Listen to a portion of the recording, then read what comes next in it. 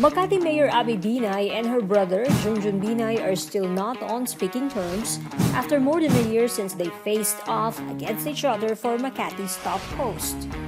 Former Vice President Jejomar Binay revealed this on Politico's online show.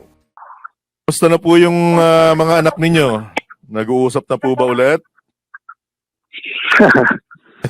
Not okay.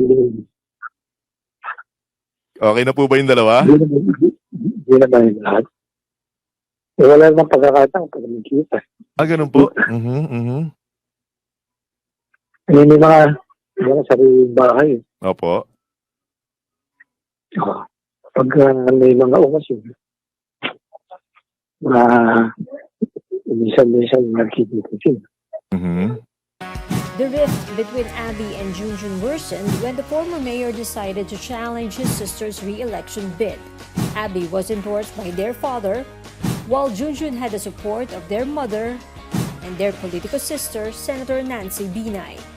During the 2019 campaign, Abby and Junjun were famously caught on camera arguing with one another at a forum.